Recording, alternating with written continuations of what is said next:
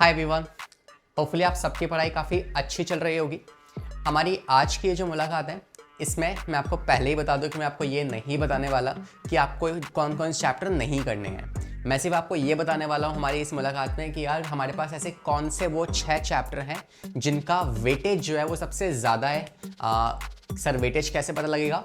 तो यार पिछले कुछ 5 साल मतलब 2020, 21, 22, 23 और 24 या पास्ट ईयर का मिला के तो इन 5 सालों में सबसे ज़्यादा सवाल कौन कौन से चैप्टर्स पे आए हैं, उन चैप्टर्स की हम बात करने वाले हैं। और वहीं से हमें लगता है कि यार ये चैप्टर्स तो हमें पढ़ के जाने ही चाहिए, राइट? जाने ही पड़ेंगे। बाकी यार इस बात का ध्यान रखना है कि यार हमें चैप्टर देखो सारे पढ़ के जाने हैं, ऐसा नहीं है कि कोई चैप्टर आप छोड़ के जा सकते हो। इट्स लाइक इट्स जस्ट कि यार you should have the basic knowledge of all the chapters, ठीक है? कॉन्सेप्ट जैसे आपको मान लो जेनेटिक्स पढ़ना है। अब जेनेटिक्स पढ़ने के लिए आपको पहले cell cycle and cell division पढ़ना पड़ेगा, सेल चैप्टर पढ़ना पड़ेगा। तो ये 2 चैप्टर्स की डीप नॉलेज अगर आपको होगी तो ही आप जेनेटिक्स पढ़ सकते हो, है ना? वरना फिर लटक जाओगे उसमें, सोचते रहोगे अब ये क्या था। तो मतलब आपको एक बेसिक नॉलेज जो है वो आपको होनी चाहिए इन चीज़ों की। तो चैप्टर अपने को सारे पढ़ के जाने हैं। बस एक छोटा सा डेटा हम लेके चल लेते हैं कि यार हाँ ये चैप्टर्स हमारे माइंड में है जिसको हमें बहुत ध्यान से पढ़ना है। Starting with the very first, पहले के साथ स्टार्ट करते हैं। चैप्टर नेम ये 2020 का डेटा है, 21 का, फिर आएगा आपका 22 का, 23 का और 24 का, ठीक है? तो इस डेटा को हम एक बार नज़र मारते हुए चलते हैं। पहला भाई लिविंग वर्ल्ड चैप्टर जो है उसमें आपको देख पा रहे हो कि एक क्वेश्चन ही आए और पिछले 2 सालों से उसमें कोई भी क्वेश्चन नहीं आया है।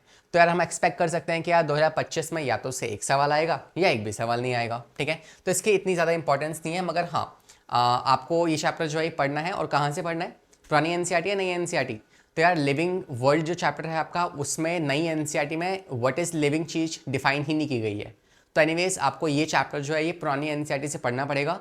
अगर आपको जानना है कि लिविंग क्या होता है, उस पर कैसे सवाल बन सकते हैं, तो मतलब ये चैप्टर आपको एनीवेज पुरानी एनसीईआरटी से पढ़ना है, तो इसको ओल्ड एनसीईआरटी से पढ़ लीजिएगा, ठीक है? बाकी हाँ इस पर इतने ज़्यादा सवाल नहीं है, तो प्रायोरिटी लेवल जो है इसका काफ़ी नीचे जाने वाला है। नेक्स्ट बायोलॉजिकल क्लासिफिकेशन को देखा जाए तो यार 1, 1, 2, 0, 2 और अगले साल भी हो सकता है कि यार 2 ही सवाल इस पे आ जाएं। तो अगर आप इसकी एवरेज काउंट ऑफ निकालोगे तो आपका 2 क्वेश्चन बनने की संभावनाएं हैं, प्रोबेबिलिटी है, ठीक है? तो ये बायोलॉजिकल क्लासिफिकेशन ये आप अपनी नई एनसीईआरटी से पढ़ सकते हैं, न्यू एनसीईआरटी, ठीक है? इसके अलावा प्लांट किंगडम और एनिमल किंगडम देखा जाए तो यार जो आपका प्लांट किंगडम है उसमें 3 सवाल 4 सवाल फिर पिछले कुछ सालों से 2022, 23, 24 में 3 और 1 ही सवाल आया। इस बार उसमें से सिर्फ 1 या 2 ही सवाल आए थे, ठीक है? और 2025 जो है उसमें आपके 3 सवाल आने की संभावनाएं हो सकती हैं, डेटा अगर आप निकालोगे तो। ये इंपॉर्टेंट चैप्टर है। इसमें क्या आप देख पा रहे हैं कि काफ़ी जो फ्रिक्वेंसी है वो ऊपर नीचे हुई है, तो 4, 3, 2, 4, 4 अगले साल भी हो सकता है कि यार, क्योंकि ये एक इंपॉर्टेंट चैप्टर है, मतलब ये एनटीए भी चाहता है कि यार आप लोग पढ़ो इस चैप्टर को, राइट? तो एनीवेज इससे आप 3 से 4 क्वेश्चन तो हर साल एक्सपेक्ट कर ही सकते हैं। तो यार 10 से 16 मार्क्स का अगर वेटेज है हमारे पास, तो एनीवेज ये हमें पढ़ के जाना है, ठीक है?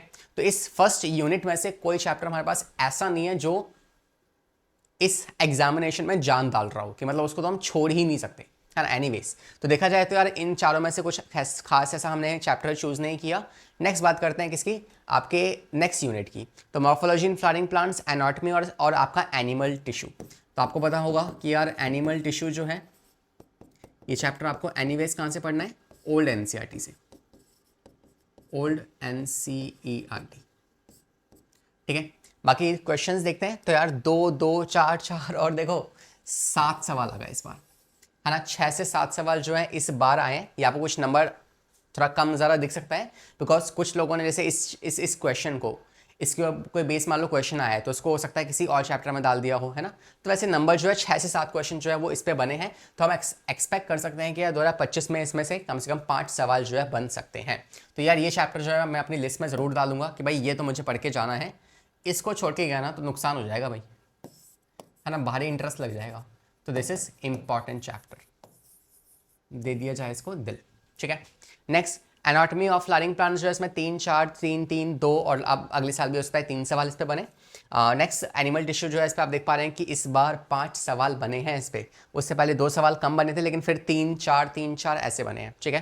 तो एनीवेज ये भी काफ़ी आपका एक इंपॉर्टेंट चैप्टर हो जाता है, तो इसको भी आप इंक्लूड कर सकते हैं।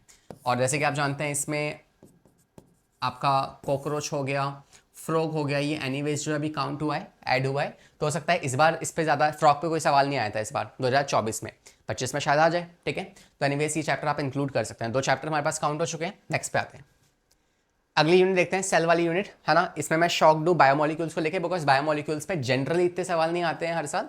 इस बार लेकिन देखा गया है कि इसमें आपके बायोमोलिक्यूल्स में से 5 सवाल बने हैं, 5 सवाल बने हैं, ठीक है। तो सेल साइकिल जो आपका सेल यूनिट ऑफ लाइफ है उसमें आपके पास 4 क्वेश्चन बने हैं, आपके बायोमोलिक्यूल्स में 5 क्वेश्चन बने हैं, और आपके सेल साइकिल और सेल डिवीजन जो है उसमें आपके वापस से 4 क्वेश्चन बने हैं। तो एनीवेज नेक्स्ट ईयर हम प्रेडिक्ट कर सकते हैं कि यार 2 से लेके 4 क्वेश्चन इनके अंदर भी आ जाएंगे आपके, ठीक है।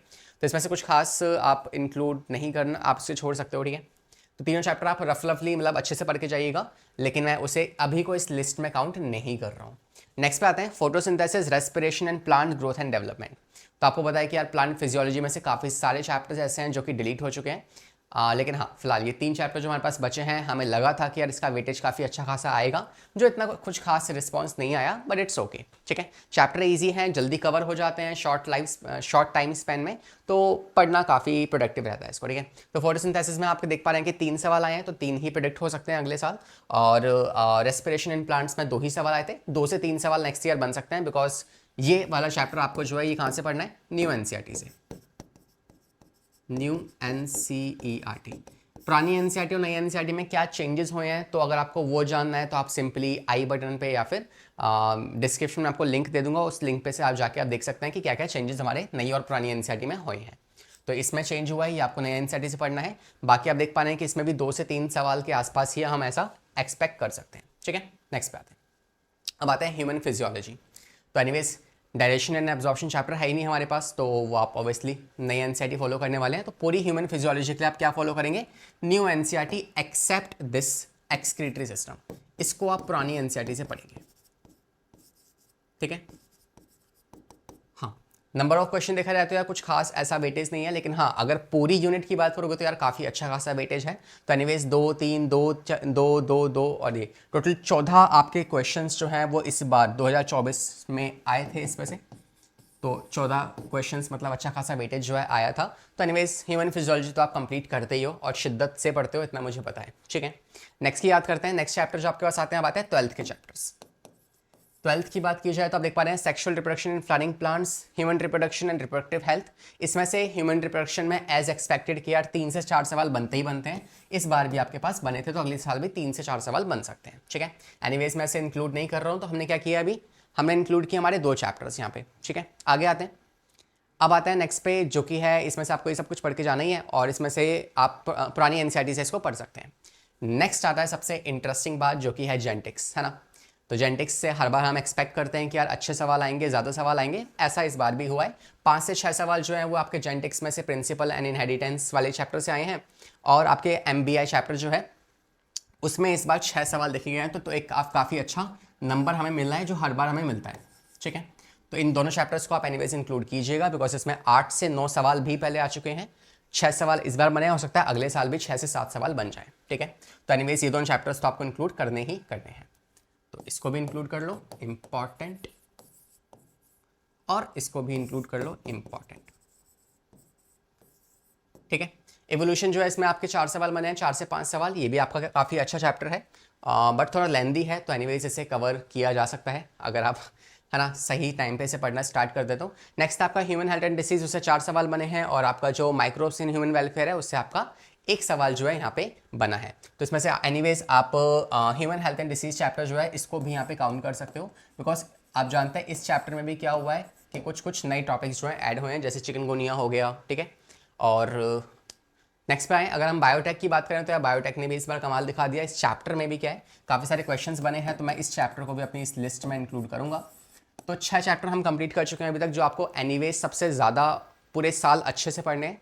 पहला मॉर्फोलॉजी, दूसरा स्ट्रक्चरल ऑर्गेनाइजेशन, तीसरे की बात करें तो आपका हो जाएगा आपके जेनेटिक्स के चैप्टर्स हो जाएंगे, और इसके बाद आएगा आपका ह्यूमन रिप्रोडक्शन और फिर बायोटेक, ठीक है। उसके अलावा लास्ट आपके बाद जो इकोलॉजी आती है उसमें आपके पास आप देख सकते हैं कि ये सारे सवाल आए हैं, और वैसे आप जानते हैं कि इकोलॉजी जो है वो अच्छा खासा मतलब बहुत ईजी है कवर करना, बहुत कम समय में कवर हो जाती है, और सवाल भी काफ़ी सारे बन जाते हैं। तो एनीवेज इकोलॉजी को भी आप स्किप नहीं कर सकते, ठीक है। तो वेल ये हमारे पास एक डेटा था, है ना, और आप अगर इस चाहो तो इसे देख सकते हो कि 2024 के अंदर कितने क्वेश्चन आए हैं। तो देख सकते हैं कि आज सिंगल करेक्ट ऑप्शन जो है 45 आए हैं, मतलब 45 क्वेश्चंस, मतलब टोटल 100 क्वेश्चंस में से 45 क्वेश्चंस ऐसे थे जो सिंपली आपको स्टेटमेंट दिए, आपको आंसर बताना है 4 ऑप्शन में से। दूसरे 13 सवाल ऐसे हैं जो कि इनकरेक्ट करेक्ट बेस के ऊपर थे, मतलब इनडायरेक्टली सवाल पूछे गए थे, है ना, मल्टीपल ऑप्शंस टाइप। फिर आएगा आपका ए और आर असर्शन रीजनिंग की क्वेश्चन, जो हम सोच रहे थे कि यार ज़्यादा आएंगे, जो चर्चा में थे कुछ टाइम पहले कि यार असर्शन रीजनिंग हमें ज़्यादा सॉल्व करनी है, मगर वो सवाल ज़्यादा नहीं आए। लेकिन लेकिन लेकिन मैच द फॉलोइंग क्वेश्चन इस बार काफ़ी सारे आए थे। तो या हमें मैच द फॉलोइंग, मतलब जब मैंने आपको सीरीज़ करवाई थी 3000 क्वेश्चंस की, उसमें मैंने आपको बताया था, मैं हर बार बोलता था कि ये मैच द फॉलोइंग जो है मेरे फेवरेट क्वेश्चन है। मैंने काफ़ी क्वेश्चन प्रैक्टिस भी करवाए थे उसमें, because anyways match the following question में आप काफ़ी सारे कॉन्सेप्ट्स को एक साथ जोड़ सकते हो। अब से तुम कोइंसिडेंस कह लो या कुछ भी कह लो, मैंने कहा था तो आ गए, देखा। नेक्स्ट आपके पास स्टेटमेंट वाले क्वेश्चन 1 एंड 2, ये आपके 10 क्वेश्चन, ये भी अच्छे खासे क्वेश्चन आपके आए थे। तो इस डेटा के हिसाब से आप अगले साल के लिए टाइप्स ऑफ क्वेश्चन जो है प्रिपेयर कर सकते हैं। फाइन, तो ये था हमारा आज का सेशन। जो चैप्टर्स के नाम थे वो मैंने आपको बता दी है। बायोटेक हो गया, ह्यूमन हेल्थ एंड डिसीज हो गया, मॉर्फोलॉजी हो गया, जेनेटिक्स हो गया, ठीक है। तो ये चैप्टर्स जो है एनीवेज आपको पढ़ के जाना ही है, इनका वेटेज काफ़ी ज़्यादा है हमारे इस बायोलॉजी के अंदर। And will see you in the upcoming session. पढ़ाई करते रहें, सेफ रहें, ऑल द वेरी बेस्ट। और 1 जून से यार हम भी स्टार्ट कर रहे हैं हमारे सारे बैचेस, सारे लेक्चर्स, तो फ्री ऑफ कॉस्ट आपको यूट्यूब पर सारे लेक्चर्स मिलने वाले हैं। तो keep supporting us, bye bye, take care.